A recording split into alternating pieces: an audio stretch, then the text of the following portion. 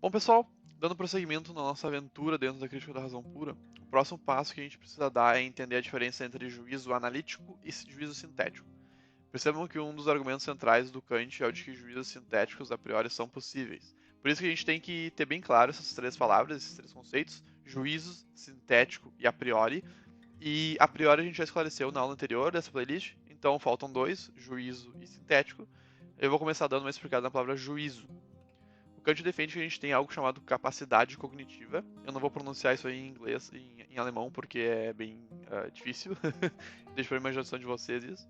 A capacidade cognitiva seria uma propensão consciente determinada da mente para gerar representações objetivas de certos tipos sob certas condições. Meu Deus, o que isso quer dizer?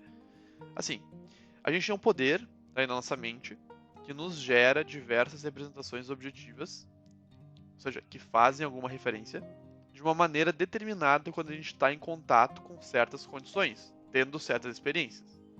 Uma capacidade cognitiva específica que a gente tem é o chamado poder de julgamento, que é uma capacidade espontânea e inata, e em virtude dela ser assim, ela é também a faculdade de julgar e a faculdade de pensar. Por que eu falei de tudo isso? Simplesmente porque o juízo é a saída característica do poder de julgamento.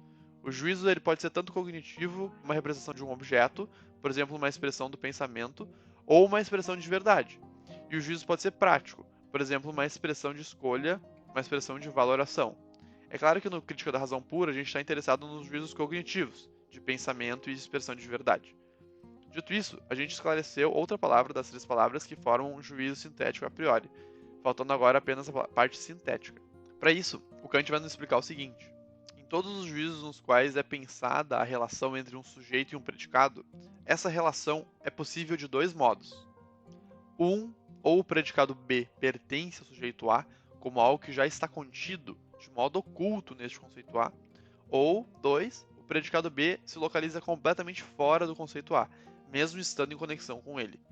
O primeiro caso é um juízo analítico e o segundo, um juízo sintético. Parece uma definição bastante clara, né? O Kant era um exímio esquematizador, ele era muito bom em esquematizar as coisas. A gente pode pensar mais um pouco e entender que no caso dos juízos analíticos, basta a gente estudar sobre a identidade do conceito A que a gente consegue chegar no predicado B. E entender que sim, esse predicado B já estava desde o início dentro do conceito A, só bastava a gente revelar ele. Já no caso do sintético, por mais que a gente fosse removendo camadas, revelando tudo o que a gente pudesse revelar do próprio conceito a gente nunca, jamais ia chegar no predicado B, porque ele não está dentro do A. Ele está conectado com o A, mas de maneira externa, fora da identidade. Agora vamos exemplificar de uma forma bem clara e fácil de entender isso aí, tá? Se eu definir o conceito de um livro, dizendo que um livro é um texto que possui uma capa, um autor e um título e um sumário, tô dando para vocês essa definição do conceito de livro pro exemplo, tá? Agora eu digo para vocês, todo livro tem um título. Isso seria qual juízo? Analítico, porque basta pensar em um livro, no conceito de livro que a gente definiu, e ir revelando tudo o que for possível, até que eu perceba que já estava contido na identidade do livro que ele possui um título. Por outro lado, se eu falar para vocês, todo livro tem uma capa vermelha, seria possível encontrar esse juízo na identidade, apenas pensando no conceito livro? Não, eu jamais chegaria nessa conclusão. Eu preciso recorrer à experiência, analisando todos os livros e percebendo que todos eles possuem a capa vermelha para ter essa relação. Por isso esse juízo é sintético. E também é por isso que todos os juízos da experiência são sintéticos. Seria absurdo eu fundar na experiência um juízo que eu já encontro no próprio conceito.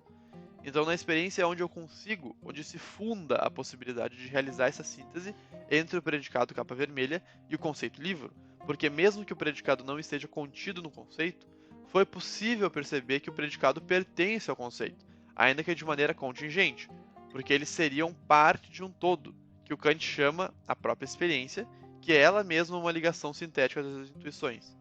Não se preocupem que eu vou esclarecer essa questão melhor no futuro, tá? Envolvendo as intuições e tal. Algo importantíssimo de entender é que o juízo sintético fundado na experiência é apenas contingente, isto é, não necessário. Nem todos os livros têm a capa vermelha, e mesmo que todos tivessem, eles não necessariamente possuem a capa vermelha. Afinal, a capa poderia muito bem ser azul. Agora, a gente já entendeu bem os juízos analíticos e os juízos sintéticos, e o próximo passo é finalmente descobrir o que resulta da união desses conceitos, o famoso juízo sintético a priori. Isso fica para o próximo vídeo. Muito obrigado.